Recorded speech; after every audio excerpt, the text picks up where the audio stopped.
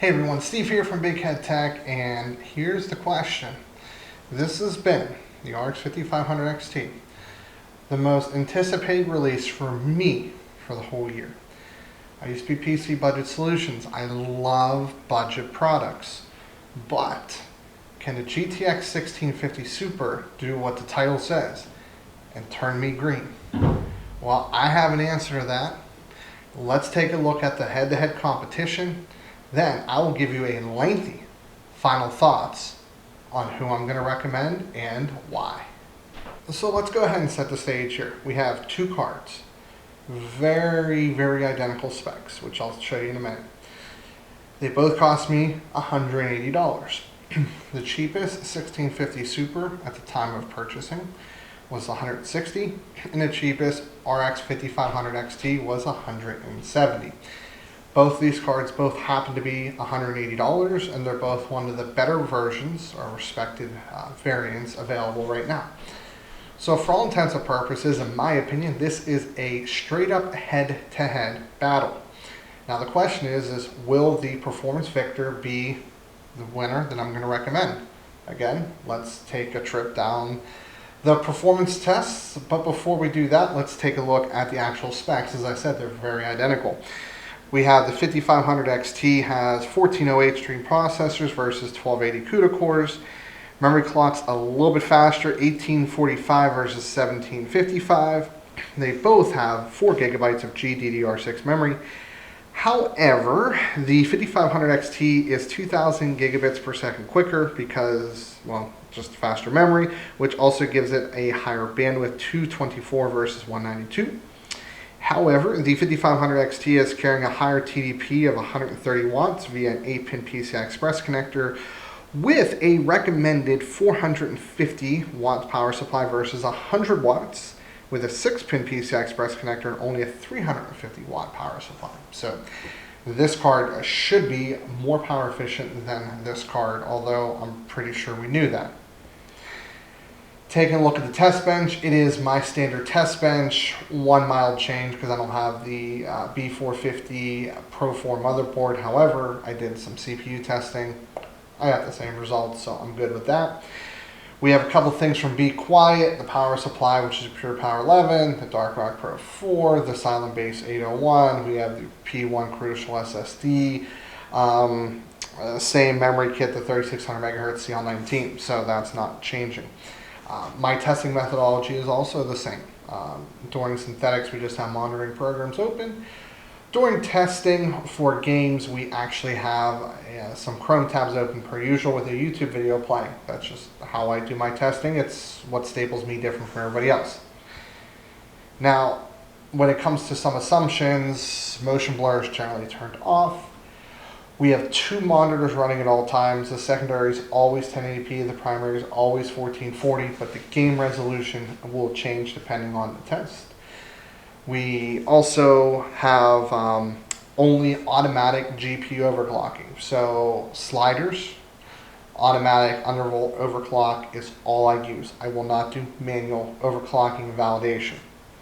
I do have the fan curves somewhat normalized the best I can. AMD is a little bit difficult to do versus Intel or versus NVIDIA, but I normalize them the best I can.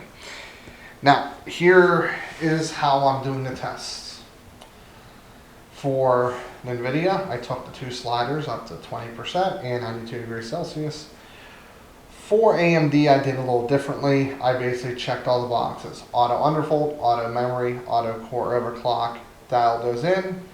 It was 100% fine through every test. There was not a single crash or black screen, so that was fine too. The reason why it's concerning is because this is kind of a whole new chip architecture kind of thing, so that may not necessarily work, but it did. So that is my testing, and these are the results I got.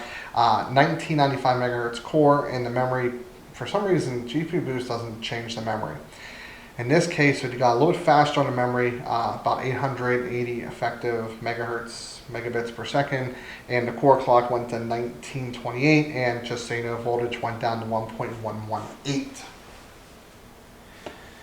So it is time for superposition. And we're only comparing cards in this. So I have enough cards where like this list is kind of long, so I'm only comparing in the same range here. So we definitely have a clear win for the 5500. We won in both by 5% roughly is where we won in both scenarios. Not to be surprising, but it is a synthetic benchmark. It'll kind of go back and forth.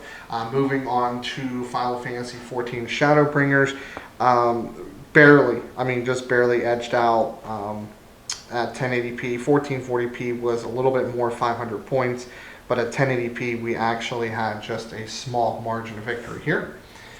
Looking at 3D Mark Time Spy. This is just normal settings. This is the graphics score only. We come in right at 4,800 versus 5,000. 3% maybe, not a huge mark there. But really it's about the game. So looking at F1 2018, we came in at 72 FPS and 54 versus 74 and 56. So 2 FPS, and that was a repeatable test. The 5500 is slightly winning here. Going into Hitman 2, we have something interesting here, and this is probably driver related, but still no excuse. 1080p takes it, 1440p takes it. And the reason why I say it's driver is this has faster GDDR6 memory and high resolution. That's where that should matter. Still a win to the 1650 Super in my opinion. Let's talk about Forza. Put these results with an asterisk. This was the only test that had huge fluctuation, 10 FPS swing both directions. I originally had this scoring better than the 1660 Ti, and I think it was because the settings were not saving properly. I've also had this score 10 FPS lower than what I'm showing. But what I did manage to get was 2 results for both cards that were consistent and landed where they should have landed. This one wins at 86 FPS at 1080p, and 1440p was 63, and then 83 and 62 respectively for the 5500 XT. Moving over to Ghost Recon Wildlands. We have the Pulse getting a very, very slight win. It was repeatable anywhere from a half to a full FPS, but it came out to a half and 3/4 depending on which resolution you're running at, but for my opinion it's still tied. Lastly, we have the Division 2, and this is an AMD favored game. 100% going to admit that. My other results do show that as well. 74 FPS at 1080p, 55 at 1440 versus 69 and 48. Now, this one is kind of interesting somewhat. This is the core clock, so again, we have 1955 and 1928, honestly to be expected, and 930 and I think 750, so there's a pretty big difference in the memory there. Power. This card comes chugging in at like 92 watts. That's pretty impressive. A lot of power for that. And this card comes chugging in at 120, 800, yeah, right around 130 consistently. Now, mind you that both of them have auto overclocking enabled. I did get lower. This actually does have a dual BIOS switch, so it would actually be lower by default. You're probably closer to like 110. But again, then it wouldn't be as good as this card. So there's absolutely no doubt in this case that AMD needs to pull more power to compete with NVIDIA. Temperatures were fine. This actually a little better on the core. It was 43 over ambient versus 45. Translation, mid to upper 60s. Hotspot was in the mid 70s. It was about 51 degrees over ambient.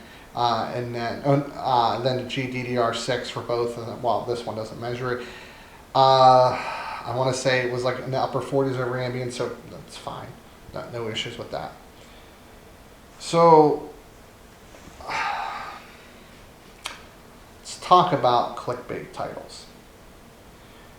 The 5500 XT is $10 starting, in this example, same price as the 1650. Am I getting green? And if I am, why? Well, let's move these results aside for a minute. Let's talk about where we're at before and where we are now. NVIDIA has a strike because of what they did with the 1600 and the RTX launch, replacing with the Super variant.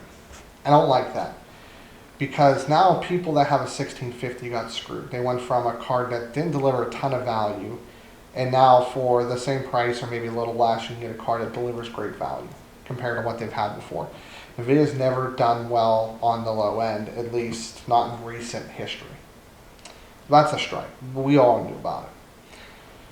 But let's talk about the 5500 XT, the card that I've been waiting to review since I knew of its existence a couple months ago. Well, it performs and costs roughly the same of an RX 590. Now I know the 590's MSRP was in the mid to upper twos, but this performs the same. I don't have test results, but this beats a 580. A 590 is a little bit faster. So this is maybe a little faster than 590. It probably consumes less power and runs cooler, no doubt about that. But that's not what AMD is known for, so that's a strike. Let's talk about the elephant in the room. This card can cost almost $250 depending on the board partner and how much memory you get.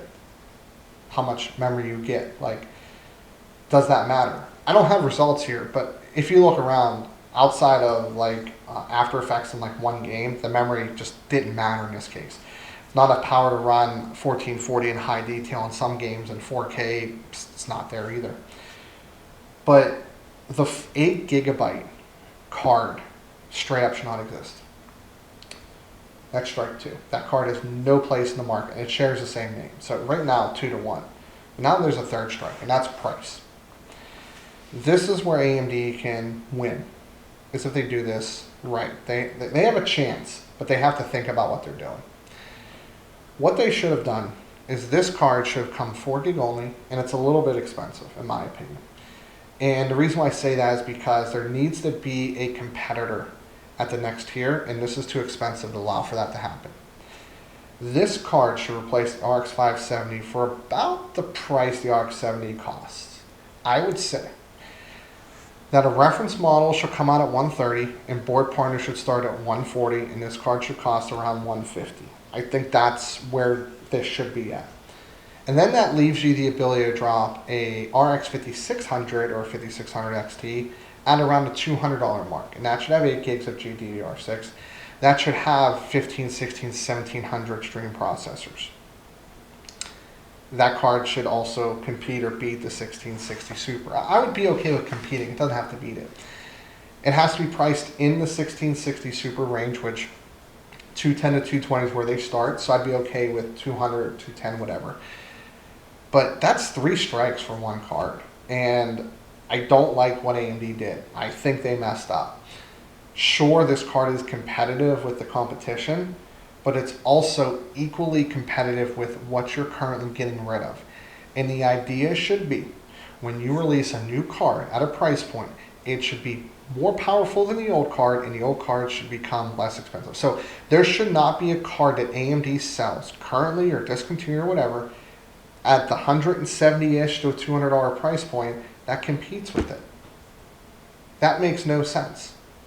Like, even if you discount the 590s to like $140, you already blew it.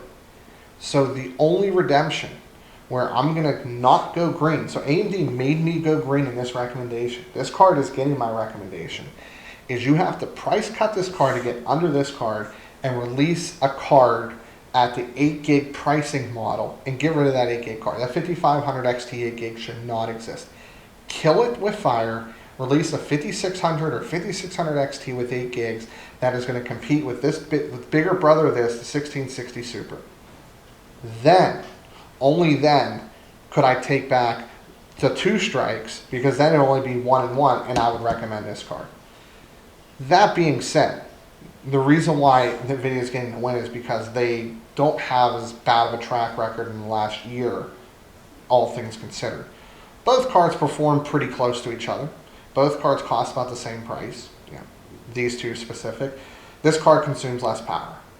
So that is definitely a win. But I'm sorry to AMD. You're going to sit down you're getting the showcase. So in this recommendation, I've gone green. So that takes my recommendation. But if you want to buy either card or anything in the test system, link in the description below. I mean, they're both fine cards. No problem with that. But if you liked the video, liked it, dislike or dislike, leave a comment. Talk about how, for once on an AMD show, it's usually mentioned a lot. But yeah, that's to be an interesting conversation to have in the comment section below. I'll talk to you guys. But as always, this is Steve from Big Head Tech, and I'll see you later on down the road.